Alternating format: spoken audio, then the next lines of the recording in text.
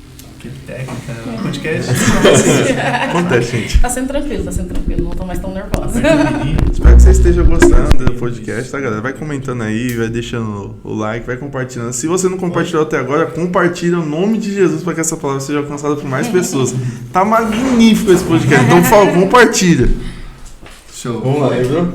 Tudo certo? Pergunte. Tudo certo. Que é a questão de... Agora eu lembrei a pergunta. Muitas vezes a gente vê, principalmente na nossa geração atual, né? Porque como o YouTube, a gente tá no YouTube, muitos canais, Instagram, TikTok, etc., são muito acessíveis a outros pregadores, outros ministérios, outras igrejas. E aí, como que você vê essa parte? Porque, minha percepção, tá? Minha visão. Eu acho que o evangelho, ele é muito mais impactante na influência do que talvez na leitura, ali, no conhecimento. Então, essa galera às vezes não busca influências que elas têm na própria congregação. E como você vê esses jovens, adolescentes que às vezes ficam mais influenciados por pregadores ou youtubers de outros lugares do que na nossa própria igreja? Eu acho que o cuidado maior é para que não se gere uma idolatria, porque às vezes tem, né? Então, hoje em dia, o mundo ele é muito movido por a quantidade de seguidores, quantidade de likes e tal. Então, se aquele cara tem muitos seguidores, é porque ele é uma bênção, não necessariamente, né? E aí eu começo a admirá-lo por conta disso. Sim. Não vejo nenhum problema em se admirar pessoas, né? Eu, por exemplo, né, tem algumas pessoas que eu falo, né? Uau, né? Poxa, eu super admiro, me inspiram e tudo mais e tal, e isso não é nenhum problema. Sim. Só que essa pessoa não é a palavra de Deus. Sim, exatamente. Sim. Essa pessoa não é. Ela é uma pessoa que está, assim como você, aprendendo da palavra, vivendo da palavra, não é a palavra em si, né? Eu acho que quando a gente inverte isso, né, quando a gente troca isso, tudo fica muito perigoso, né? Porque aí o que a pessoa fala é lei. Eu não tenho conhecimento na palavra, eu vou para aquilo que a pessoa está falando. Porque ela é famosa, porque ela tem like e coisa. Isso não faz o menor sentido. Até porque a gente vê diversas pessoas que têm muitos seguidores lá e caem. Porque são pessoas, né? Sim. Não é vamos cair por cima dela e um julgamento. Não, é porque é uma pessoa. Só que a gente pega essas pessoas e coloca num patamar muito elevado, e quando essa pessoa comete um erro, a gente mesmo pega e derruba ela no chão. Isso é um erro muito grave. E às vezes, né? Até cai junto, né? Às vezes por não ter um embasamento da Exatamente. palavra. Porque fulano não é... Nossa, mas eu acreditava tanto nele. E essa pessoa aconteceu isso. Não, gente, a gente tem que estar focado em Deus, né? A nossa vida. E até mesmo dentro da igreja, né? Eu acho que tem pessoas de dentro da igreja que a gente, né, pode aprender muita coisa. Sim. A gente pode aprender muita coisa. Basta a gente dar um passinho para perto, né? Mas às vezes, sei lá, por N motivos a gente não quer, né? Então tem muitas pessoas com quem a gente pode aprender muita coisa. Nossa, e são as pessoas assim que às vezes a gente não espera nada. Sim. Né? Porque a gente olha às vezes, né? Aquela pessoa ali. Mas não, cara, às vezes é uma pessoa que tem... Olha só, vou dar aqui um exemplo para vocês de uma pessoa que vocês conhecem, que é a Dona Leia, a mãe da Ale.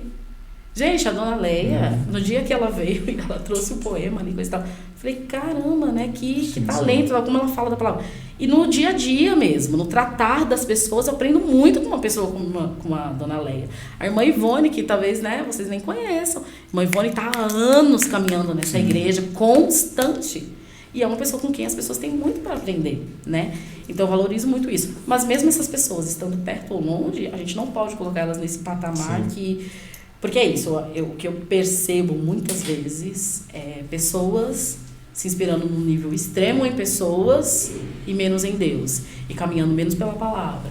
Pessoas decepcionam. Gente, já fui decepcionada diversas vezes dentro da igreja.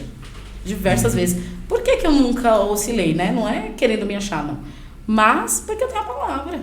Porque eu entendo que é Deus, é Deus. As pessoas vão me decepcionar. Gente, me decepcionei e vou me decepcionar. Sim. Quantas vezes eu não fui a pessoa que decepcionou outra pessoa?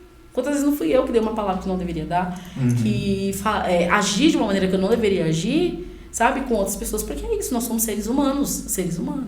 O único, né, incrível é Deus e é a palavra de Deus, né? Então, é perigoso, né, a gente buscar desta forma, né, como você disse, a referência, né, é perigoso. A gente pode ter referência, sim, acho que é até saudável a gente ter referência, né? Pessoas que a gente olha e fala, uau, né? Eu sempre tive muito isso com a Ludmilla Ferber, por exemplo. Eu ficava, meu Deus. que mulher incrível, né? Que letras, né? E tudo mais. Então, eu sempre tive isso. Mas nunca foi uma deusa pra mim. Então, e dentro da igreja também. Tem pessoas que eu olho assim e falo, nossa, que incrível, sabe? Eu quero caminhar um pouquinho mais perto, eu quero ouvir o que essa pessoa tem pra dizer. E quando eu ouço, falo, realmente, né? É algo de Deus. Mas nunca vai estar nesse patamar. E é importante esse caminhar perto, né? E a gente também ser esse tipo de pessoa, né? Sim. A pessoa que influencia mais pela vida do que pelo aquilo que fala. Sim. É verdade. Algo mais, Jô? Bugou minha mente. E até assim, se tratando disso, né? Até falando um pouco assim de mim, eu sou uma pessoa... As pessoas às vezes nem acreditam, mas eu sou uma pessoa extremamente retraída. Porque às vezes as pessoas veem, Fernanda cantando, blá, blá, blá. A pessoa tem a mesma percepção. Eu sou assim. introvertida. Eu, né, A Fernanda cantando não é nada introvertida. Não é, ela muda. Ali eu estou em um outro lugar. Ali é um outro lugar, ali é outra coisa. Sim. Mas na minha vida, eu sou uma pessoa introvertida. Eu costumo dizer, as pessoas falam, você tá brincando, né? As pessoas da igreja não acreditam. Eu falo, eu trabalhei 8 anos na mesma empresa, 8 anos eu almocei sozinha. Sozinha. Por quê? Eu tenho vergonha de falar com as pessoas? Não. Eu sou tímida? Não, já fui, não sou. Mas eu gosto. Entendeu? É minha personalidade, é quem eu sou. Mas eu sou assim.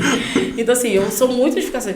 Mas isso nunca vai me impedir de ir ali pra perto de uma pessoa para aprender com ela. Entendeu? Porque a gente não pode ter essa barreira de entender que a gente pode aprender com o outro. A gente pode. E a gente tem que também estar aberto. A Lê, né, por exemplo. A Lê é uma pessoa que ela, né, por muito tempo me mandava mensagem por estar ficando, o que essa menina tá me perguntando coisa? Porque ela queria estar perto, né? Então, é uma coisa que a gente tem que dar esse passo, né? E aí, com o tempo, eu comecei a entender. A Lê quer estar perto, né? Então, que bacana. E aí já foi uma outra, né, possibilidade, foi outras coisas que se abriram na minha mente. Sim. Isso é importante, caminhar perto das pessoas. Muito importante. Fernanda, muito obrigada. Foi um bate-papo muito bom. Ai, que passou rápido, né? Muita coisa ainda. Sim. Mas foi muito bom escutar um pouco da sua história, um pouco da sua trajetória e sobre toda essa referência que você é pra gente como pastora e nossa líder. E que Deus continue te abençoando muito, sua família, seu ministério, o Rafa, o Kiko, a Rita. Se eu começar a citar, eu vou muito longe. Mas que Deus continue abençoando muito você e que a gente possa caminhar e conduzir, né, cada vez mais, ser referência para jovens e adolescentes para essa caminhada do Evangelho. Certo. Amém. Eu que agradeço. Algo a dizer, Joe? Só agradecer mesmo pela disponibilidade. Faço dobrar as minhas palavras também. Fê é muita referência para nossa vida, para o nosso ministério também.